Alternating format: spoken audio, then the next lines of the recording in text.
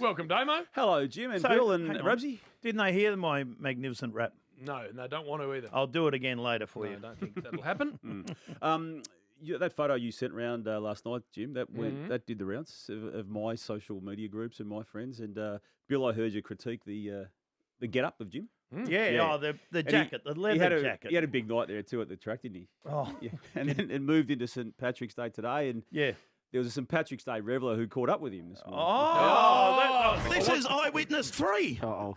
I was walking my dog down Canterbury Road on Sunday afternoon. Could have sworn it was James Brayshaw. He looks very wobbly. Very He looks very wobbly. A striped shirt, a tee with the biker jacket on. Doesn't look good. Am I ever going to get Thank God Lisa's critiqued there. by you for what I wear? Thank God. You're the worst dressed man I've ever known. Rubbish. Oh. Look at me now. We miss Spud every day on this station, but Spud would have given you 10 but minutes of his absolute finest next Spud Saturday. was the only one who would challenge Bill for the worst dressed man. Now, what's going on, please? Yeah, I know Bill also in the wrap that may or may not have gone to wear in Melbourne. Had a look at the tribunal situation. It's going to be busy. I mean, we know the way the system works. The match review office comes down within 24 hours of the game, and then we slow it all down until Monday, deadlines for clubs to challenge if they want to. And as Bill did say, 3 clubs will. Lynch's hit on Tom de Koning, Scrimshaw's hit on Ridley, and Archer's on Cleary. And you've then got tribunal hearings on Tuesday. There's every chance you'll have a appeals tribunal hearing on Thursday. So it's just going to drag on again. Here we go again. First time we've got proper tribunal hearings in 2025, and it's just going to drag out again. And look, we can talk about it forever, but I think there's mitigating circumstances, certainly on the Archer and Scrimshaw hits. And you were big on Saturday with the Scrimshaw hit, weren't you, Jim? Yeah, I think 3's heavy. I think there should be a ban, but I think 3 games is heavy. Yep. Pardon me, and I think Jackson Archer, I don't know what else you're wanting him to do. Yeah. In a game, in a footy collision, what's he meant to do? Yep. Just jump over the top, or not contest the ball? I would imagine, and not for me to tell what North Melbourne lawyers should be doing, but I think they could mount a pretty strong case that he could have and should have, under certain rules, and adjudication's got a free kick himself, even though it was his leg that made contact and concussed Cleary. Which we've got to change that rule. Yeah, is it just we just need because of Lindsay? Yeah, years and years ago, broke his leg. Smith, Lindsay Thomas. That's right. Yeah. Do we just need to, as an industry, though, at the start of every year, just concede that we are going to have accidents in a game of sport collision that is promoted and celebrated for its brutality I at totally times? agree. And footy as accidents. such, when this happens, we just go, look, that's in that category. Yeah. Well, I was at Cardinia Park on GMHBA. Saturday, and there were, in the first half, I reckon there were 5 holding the ball decisions paid that I defy anyone to be able to understand how. And we all sat through the briefing where the AFL come in and the umpire's advisor comes in, and they gave us 15 minutes of their best on the holding the ball. And at the end of that 15 minutes, I was more confused than I was at the start. Yeah. None of it made one bit of sense. Yeah. So no wonder the players don't know what the hell's going on. No, and if you want to go a step further too, they seem to be a legitimate crackdown on the length of kick in some off-season matches, even maybe the opening round matches, and then you get to round 1 when there's 9 matches in the round, and I think those 15-metre kicks were sometimes 12 and 11 metres. Oh, no, I didn't see. So they've dropped back. Because I like that. On the matches I saw, The round 0, I like that. It was closer to 20 at times, which I didn't mind. Yeah, I'm with you. Look, just one more sort of, I suppose, news item from a before we get to the positives, Bill, which you like me to start with on a Monday. The Scott Pendlebury subbing, it was a bit of a shock when it came through on the Saturday afternoon prior to the game, and then you debate it, as we do in media. You hear Scott himself say it's okay. You hear Craig McRae. It's a smart move now that they've got through the win, 91-point win, and Scott being 37 years of age, trying to get Brent Harvey's record, which will need to go into 2026 to do that. You just got to give opportunity to some younger players, and it's a long season for a man who is 37. So I think we've all got our heads around it. I like it. Well done. What happened to that Collingwood too old, too slow? Yeah. Not a week's a long time in footy, isn't it? No, we may as well start there because they're one of the high-end positives, aren't they, out of the round, Bill, the 91 points. And you're right, they came back to Melbourne after the Sunday game against GWS in opening round with the tails between the legs and the age profile. And in fact, I fully loved what Craig McRae did. The too old, too slow narrative, and they were the oldest team in the history of the game in that loss to GWS. Yeah. They were older on the weekend just against Port Adelaide. So Yeah. rather than sort of listen to what's being said about them outside the place, they've just gone, we're doing it They this dropped way. some young kid, didn't they? Ed Allen Yeah. was dropped, yeah. So they went older. They went Good older. So it's about the consecutive weeks of being the oldest team in the with history that, of the game. No purple is we used to have that at North Melbourne. They'd always people would say, the team's too old. And I'd say, take Boomer out, who was in his 40s, Yeah. and then you suddenly came back to being about halfway. So it can often be just one or two players who are significantly old that bring the whole team age up. I don't have the same view as everyone else on that. I think Collingwood are actually going to be pretty good. Well, they've got 12, Jim, if you include Membry in that 12, who turn 30 or at least turn 30 during this course of the year. I mean, 30's not old these days. I'm about to either. say, it's not what it was. No, but you've got Sidebottom and What happened and at Howe. Port? We'll do that next. Yeah, Well, we'll do them in the negatives, jeez. I think, because there were a lot of positives. I know you're speaking to Toby Greene Yes, a today. bit later on, Toby. I know that he's been already announced as a captain of the All-Australian team in a previous season. I feel, and again, it's only 2 rounds, Bill, but Yeah, I feel don't that 2 go games, early. No, but he's clearly back to that level of status because he struggled last year, and there were a number of reasons for it, but it just wasn't quite what we come to expect in the previous 3 to 4 seasons of his leadership as much as his football, and he's back. I think you'll find, he'll tell us later on, Yep. that he's a lot fitter. He's done a pre-season and a hard pre-season, so he is ready to go. Yeah. So is Matt Rao. Yep. He Matt is Rao. he's lost weight. Get on Brown lately. I've meant to tell you this last week. Someone told me. Lost weight Saying as if and we're not on air. magnificent. Matt Yeah. Rao. I'm Okay. He with was you good. on Toby Greene, by the way. He is a legitimate jet. He's in the top handful of players in the I'm going to conference. back him now. Love And him. you might not have seen it given you at the GP, but the way he dominated that last quarter when they needed to kick 2-3 goals to retrieve the deficit in a greasy game and seizing moments himself to kick a goal at a key time, to have 3 goals, 3 in totality. And, great win by him and great leadership. Agreed. Exactly. And- Other positives? Yeah, just on the Richmond? GWS before we move off it, Lachie Keeffe, who kicked the match-winning goal ultimately with 40 seconds left. You just have to remind yourself, and I need to go through the records, he was on Collingwood's list in 2009. And I mean, just think about that. Now, he didn't play in 09 or 010, so his first game was 2011. That's still a long time ago. Yep.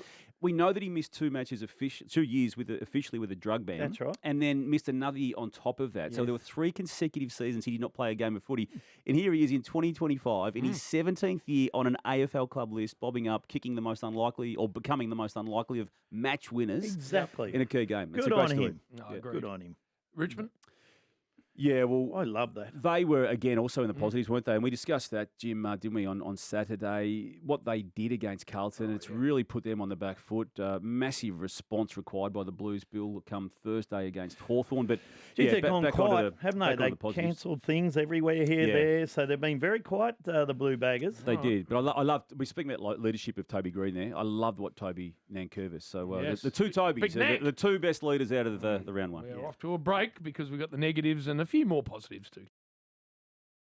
Right, just finish on the positives. The Adelaide Crows, I didn't see the game, but that's a bloody good win by them. It was. I'm just making big statements, Jim, on the back of the opponent yesterday being St Kilda. I mean, we'll get to them in the negatives in a few moments' time. But that's all you can ask for, isn't it? To have a good 10-goal win. From a Crows perspective, given all the pressure and scrutiny around Matty Nicks going into his 6th season, not yet making finals in those previous 5. And they're in that hitting zone. They've recruited well. It's good to see Rankin get back into the team from injury and obviously dominate as he so often does when he is fully fit. So, yeah, I mean, positive start. Let's see how they go against a good team.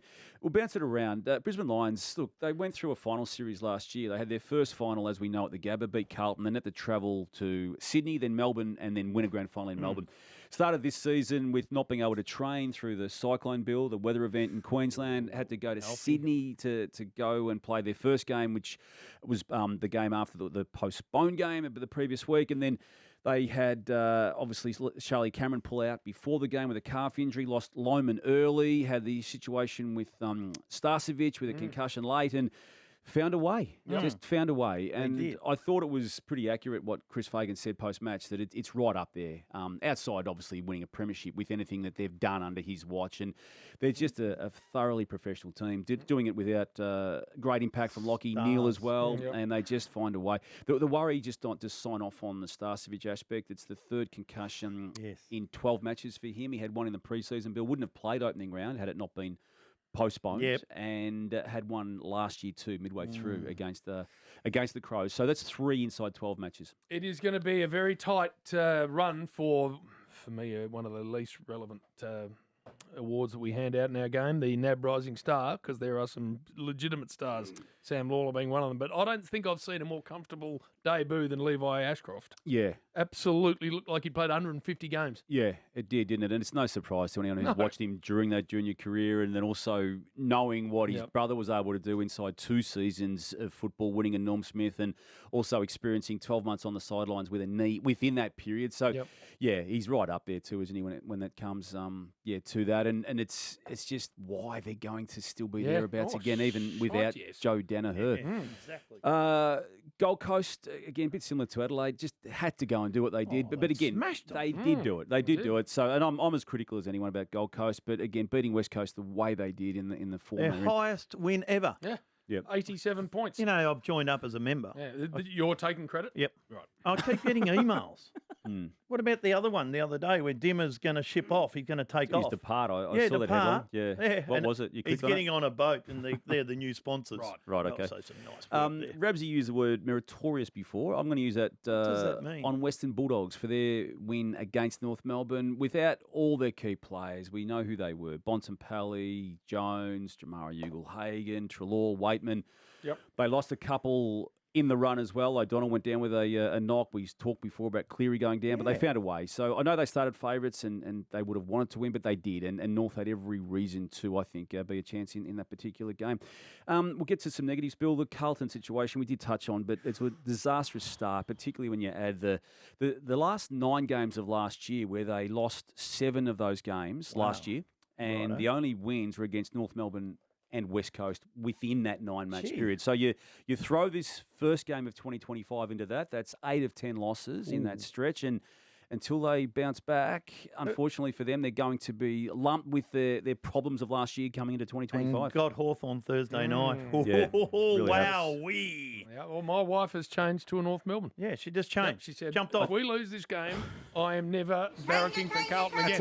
So we've got another supporter. Exactly. I'm very pleased about that. She'll have a great fun following North, Jim. Of course she will. Because they're in the negatives. They just don't win. They just don't win, Jim. They just accept losing pretty much every week, and you know that. You know that. You've been. That's a game they should have won. Oh, actually. exactly. They did, Sydney, are we find a worried way to about bugger that Sydney? up. And Big Coxie? It's funny, Bill. That you could argue they've played the 2 best teams, well, 2 of the best 3 in it, if you throw Hawthorn in, because they lost, as we know, to in the first week.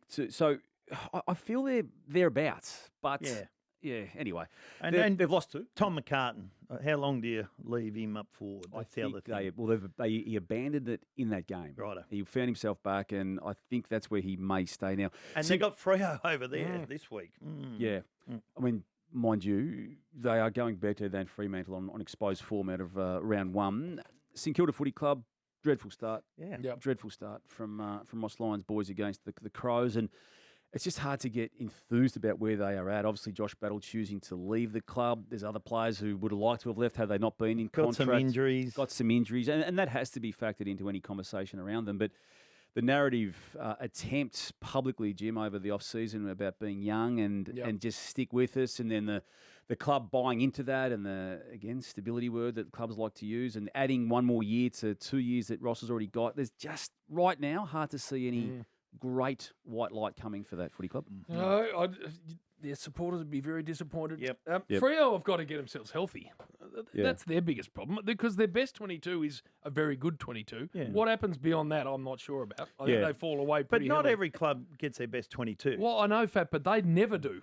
They haven't had their best team for bloody God knows how long. Well, whose fault's that? They've got to look into it. That's what I'm saying. They've got to address why they're so unhealthy. Yeah, and Jim, you discussed this on Triple M on Saturday before the game, and you're right about them regularly not having access to those players, because they were top 4 last year with 4 matches remaining, and then they lost their key players. Last 4, and they lost the last 4 and missed out, and then they started this year in the same vein. And Hayden Young, who I think arguably could be their best player. He's obviously one of those outs at the moment, and they didn't get access to hasn't played for God Sean knows how long. Darcy, but we just don't know what impact he's going to have, because when he does play, he's banged up, and obviously the big recruit that made me fall for them being premiership hopes. And I think they still could be, but Yeah, obviously Shea Bolton is what I'm referring to, Bill. Yeah, not being available.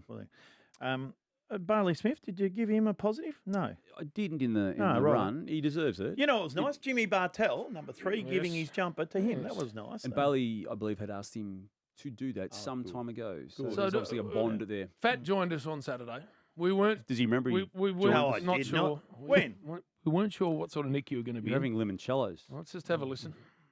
And I think he joins us now. Fat. Jimmy boy. Listen to everyone. You're in the city of dreams, beautiful Geelong. I can hear the siren. How good is that? You've been at your beautiful daughter's wedding yesterday. Walk us through it. How was it? Oh, beautiful setting, Jimmy boy. Yes. I've had a couple of limoncellos, so I'm a bit thirsty. I thought they were cordial, so I just thought I'd have because they were nice and cool, beautiful ice in them. Bit of ice on it, Yeah, a lot of nice little ice, so I thought they were A lot cordial. of nice little ice. Yes. Yeah. And it just got to your voice. they hit you later. They hit you, Jim. So much so that you took your shirt off. They creep on the up dance floor. Well, Sweet Caroline always does that to me. And you were just about to head off to your favourite place, the Noosa Surf Club, Life get Saving down Club. and see Moggy. Yeah. And Caught up how with the did you go? Mogster. Yeah. We had a few free pots. Thank you, Moggy. Is there any sand out the front? I didn't see. No. I think it got lost inside the cyclone. No. There's a beach out the front. No, there's not. There's water. There's the TAB, the bar and the TAB, and then it just kitchen? stops. It just stops. The Does it kitchen. stop? The dining area? Yeah, it stops. Okay. Nice to see At you, Hastings Purple. Street. And So we're seeing you tonight on the screens of 9. Yes, we'll be back at on Oh. Footy Classified. Busy man. Great.